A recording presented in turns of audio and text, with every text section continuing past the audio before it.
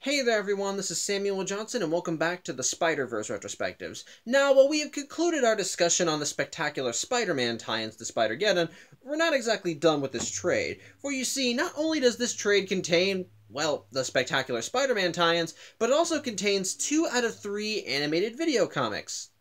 Sort of. Let me put it this way. When Spider-Geddon was released, Marvel Entertainment wound up releasing on their YouTube channel 3, well, essentially animated comics that were made exclusively for them. And of course, all 3 of them tied back into Spider-Geddon in some way.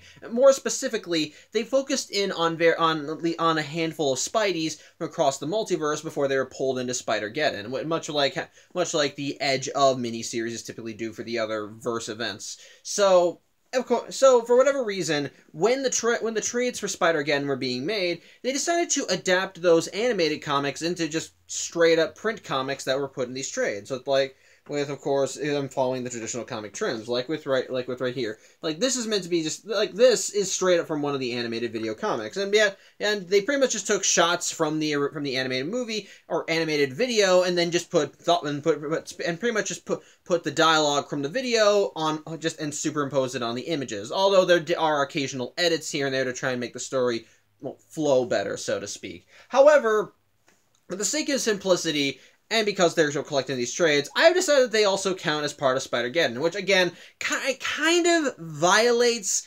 my don't look at digital comics rule, but again, they're collected in the trades, so I'm going to make a pass for these specific comics. So, if you don't like it, apologies, but that's how it is. Although, to kind of make things simpler, I will link back to the original videos in the descriptions, in the YouTube descriptions for these videos. So, if you want to see them, go right ahead, check them out. So, but with that being said, they're still comics, and we gotta take a look at them. So, what's the first comic about? Well, as I mentioned on Saturday, the first video comic actually focuses in on Spider-Man Noir, which I find to be a little interesting considering that Spider-Man Noir was one of the casualties of Spider-Geddon, as in Spider-Geddon #1, when Morlun woke up, he was one of the first spider people that he killed in that story. So, it's a little strange it's kind of strange reading this comic now, knowing that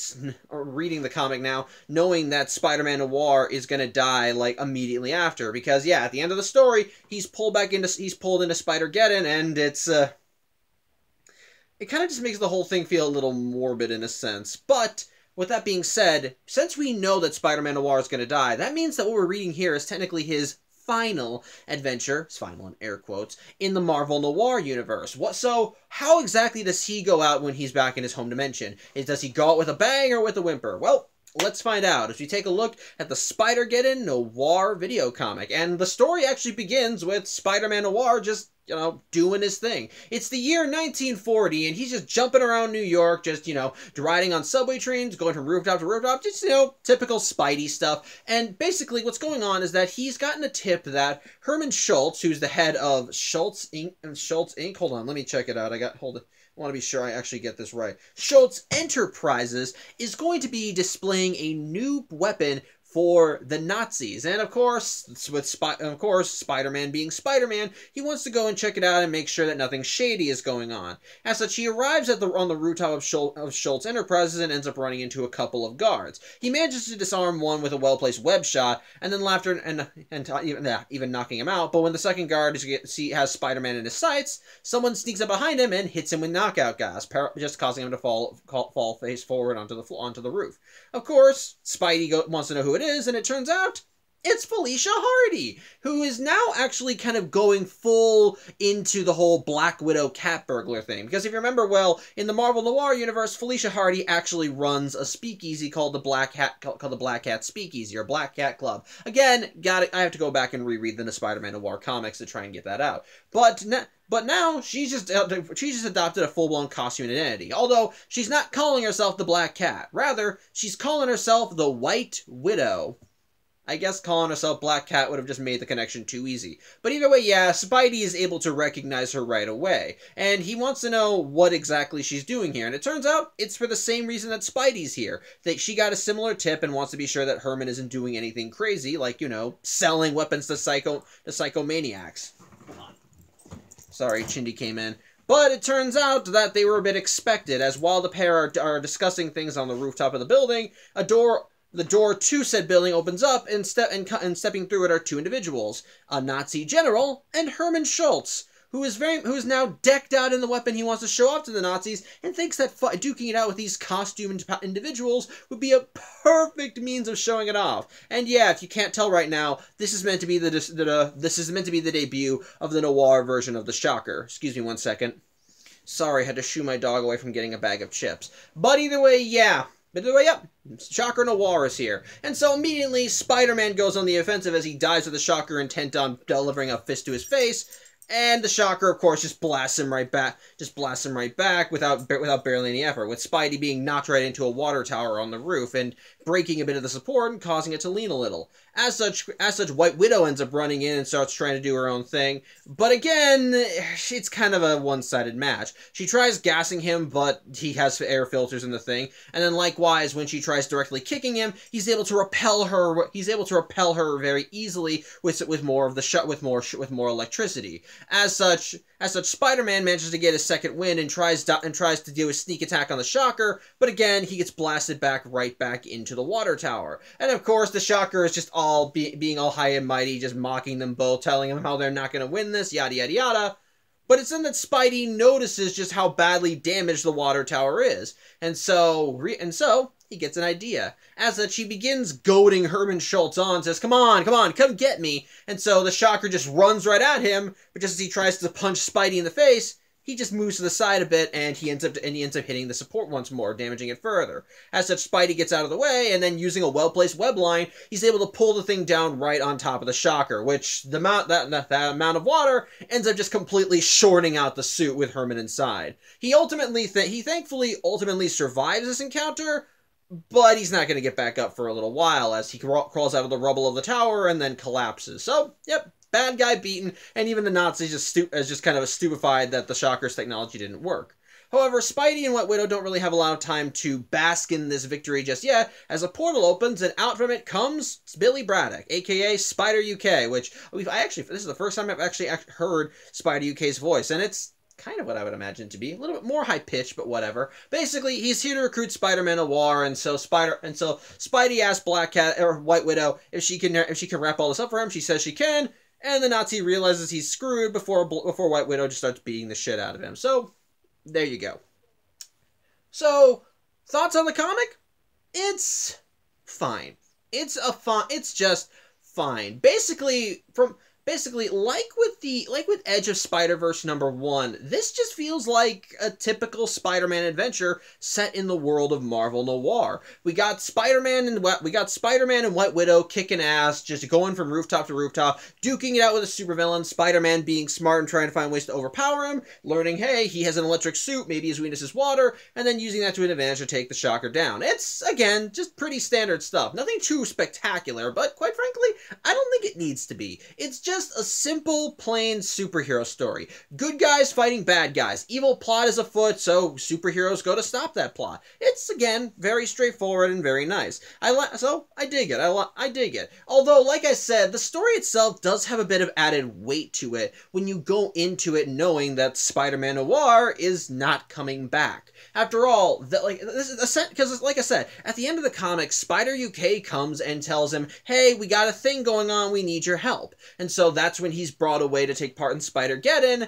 And again, having read Spider-Geddon, we know that neither of those spiders are going to be coming back. They are both going to die. And it kind of just makes the whole thing feel haunting. And to make it kind of even more, and to make they kind of have that kind of sink in even more, because this is a typical Spider-Man adventure, you have no idea. It really does not feel like that he will die here. Like, knowing he will die, it makes the whole thing feel more haunting. That, basically, from Spider-Man Noir's perspective, he was just doing his regular thing. Fighting bad guys, saving lives, duking it out with supervillains, stopping Nazis, just all that stuff.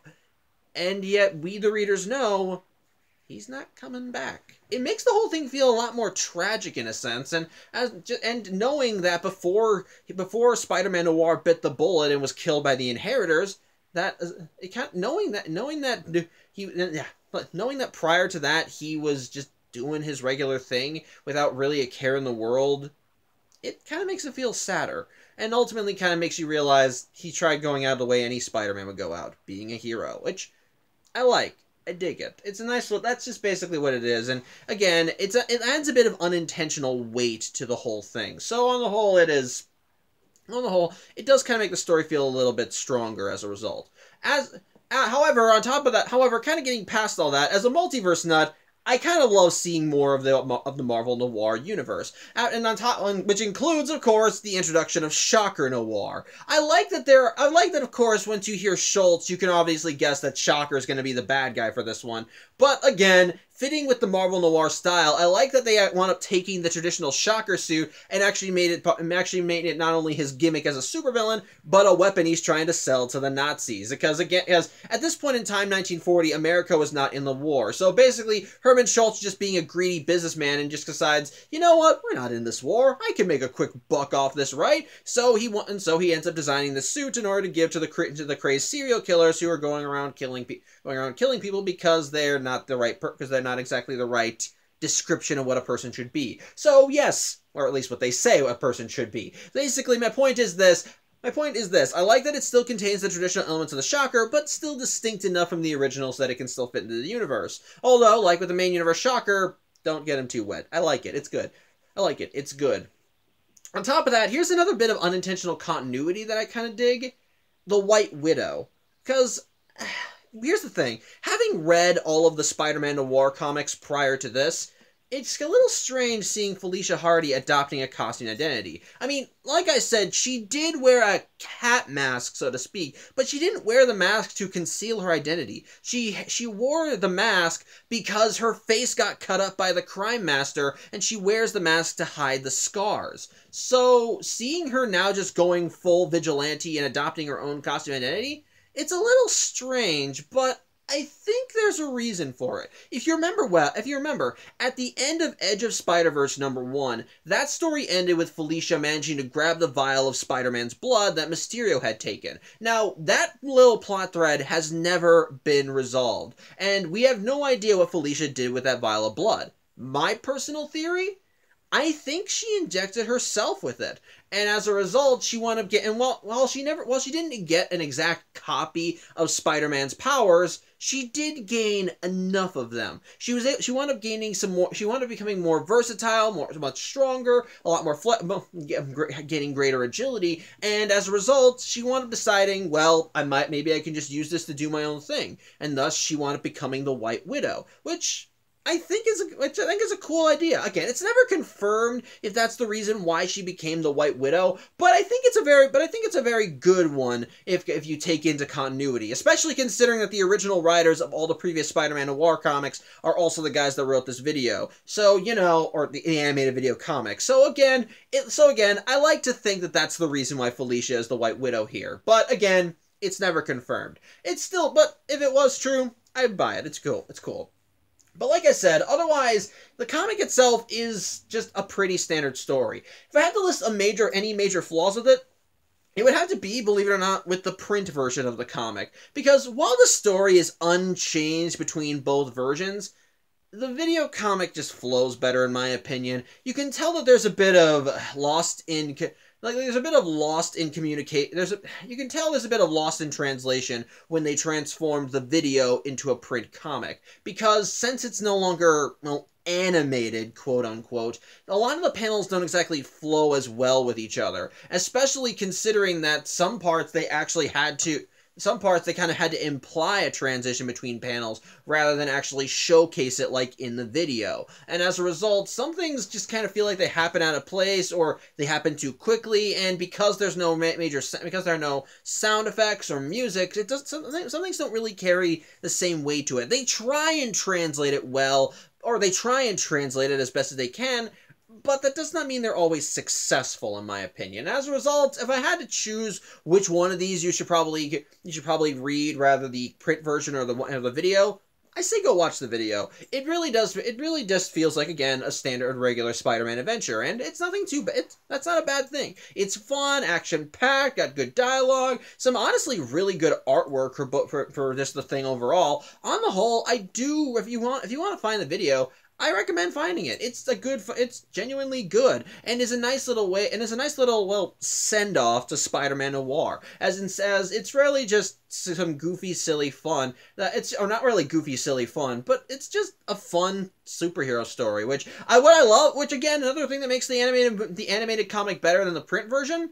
The music. The music really does kind of fit more of a noir style story. And having some nice trumpet music and jazz that plays through it, especially with some good accompanying music for the action scenes. Again, it really sells that this is meant to be a noir style story, and I think it works better in the video, and I think it really works for the video rather than the comic, especially since the comic doesn't come with music, so do whatever you can. But otherwise, yeah, on the whole, the Spider-Geddon and Noir animated video comic, I think is a good time, and if you haven't found it yet, and if you haven't seen it yet, I recommend checking it out. It's a good time overall, so yeah, I think that's really all I have to say. I hope you enjoyed this video, I thank you for watching, and I hope to see you on Thursday as we look at the animated video comic. I'll explain when we get there, but till then, I hope you have a good Tuesday, and as always, take care.